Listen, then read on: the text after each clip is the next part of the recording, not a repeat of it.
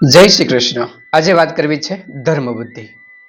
કુરુક્ષેત્રનું યુદ્ધ પાંડવો અને કૌરવો વચ્ચે ભયંકર થયું.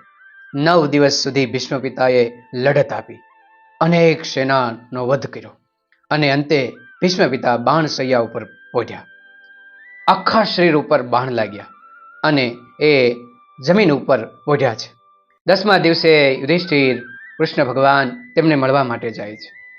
ત્યારે ભીષ્મ પિતામહ ધર્મદેવને એક સુંદર મજાની કથા કહે છે. હે યુધિષ્ઠિર, હું જે આ કથા કહું છું તું સાંભળ. ઘણા વર્ષો પહેલા એક બ્રાહ્મણ હતો. બ્રાહ્મણ ખૂબ દરિદ્ર હતો. એક ટકનું ખાવાનું પણ તેમને મળતું નહોતું. આથી બ્રાહ્મણ ખૂબ દુઃખી હતો. દુઃખમાં ને દુઃખમાં નક્કી કર્યું કે હું એવું તપ કરીશ કે મને ખૂબ ધન મળે, ખૂબ સંપત્તિ મળે. આમ ધન સંપત્તિ માટે તપ કરવાનું નક્કી કરી બ્રાહ્મણ વનની અંદર જવા નીકળી ગયો. જંગલમાં જઈ ભગવાનનું તપ કરવા લાગ્યો. ઘણો સમય સુધી તપ કર્યું. એ સમયે તેમને કુંડ મેઘ પ્રસન્ન થયા અને કુંડ મેઘે કહ્યું, હે બ્રાહ્મણજી, તમારે શું જોઈએ છે એ મને ખબર છે. આથી તમે ચિંતા ન કરતા. હું તમારા માટે વરદાન માગીને આવું છું અને તમે જે ઈચ્છો છો એનાથી પણ વધારે માગીને હું તમને આપીશ. આટલું કહી એક કુંડ મેઘ ત્યાંથી નીકળે છે અને દેવોના નગરની અંદર જાય છે.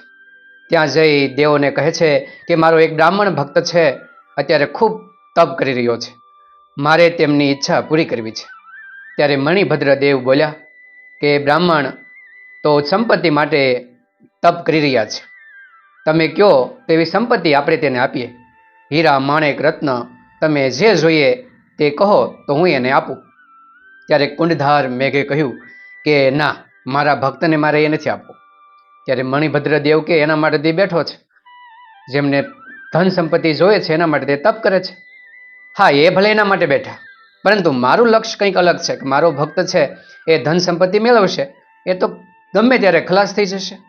ગમે એટલું હું ધન આપીશ, પરંતુ એ લાંબો સમય એની પાસે રહે પણ નહીં અને એક સમય એવો આવે કે ફરીવાર દુઃખી થાય. એ હંમેશા સુખી થાય ને એવું મારે કરવું છે. તો મણિભદ્ર દેવ કે તો શું આપું? તો મારા ભક્ત માટે છે ને એની બુદ્ધિ ધર્મની અંદર રહે, સંતોષ રહે, એવું હું માગું છું કે એમની જે બુદ્ધિ અત્યારે ધનની અંદર છે એ બુદ્ધિ ધર્મની અંદર રહે ને એવા આશીર્વાદ આપો. ત્યારે મણિભદ્ર દેવે તથાસ્તુ કહ્યું. જેવું તથાસ્તુ કહ્યું એવા જ પેલા બ્રાહ્મણના હૃદયની અંદર ચમકારો થયો અને એને થવા લાગ્યું કે આ ધન સંપત્તિ એ તો બધી મોહમાયા છે. હું તો બ્રાહ્મણ છું, મારું કામ છે લોકોને ભગવાન તરફ વળવાનું, અને હું આ તપ શેના માટે કરવા બેઠો? તેમનું હૃદય એકદમ ધર્મમય બની ગયું. આ બાજુ કુંડ ધાર મેઘ આકાશમાંથી સ્વર્ગમાંથી ધરતી પર આવે છે અને આવીને પેલા બ્રાહ્મણને કહે છે કે બ્રાહ્મણ દેવ, બોલો શું જોઈએ છે? તમે કહો તો રાજ્ય આપું, પાટ આપું, સોનું ચાંદી હીરા માણેક જે જોઈએ એ માગો, આપું. પેલા બ્રાહ્મણ કુંડધાર મેઘના પગમાં પડી ગયા. મને માફ કરી દો, મારે સોનું ચાંદી ઘરેણા પૈસા રૂપિયા કશું જોઈએ નહીં. મારે તો માત્ર ભગવાન જોઈએ છે. મારી બુદ્ધિ ધર્મની અંદર રહે અને ભગવાનનું કામ કરું, બસ આટલું મને ધન મળે અને આટલી બુદ્ધિ મારી ભગવાનમાં સ્થિર બને. હું તો અઢળક સંપત્તિ માટે આવ્યો હતો, પણ હવે મારે સંપત્તિ નથી જોતી, મને માફ કરી દો. આમ બે હાથ જોડી અને તેમને વંદન કરી રહ્યા. કુંડધાર મેઘ ખૂબ ખુશ થયા, તેમના માથા ઉપર હાથ મૂક્યો અને મેઘ પોતાના આશ્રમની અંદર ગયા. આ બાજુ બ્રાહ્મણ આવીને ધર્મનું કાર્ય કરવા લાગ્યા.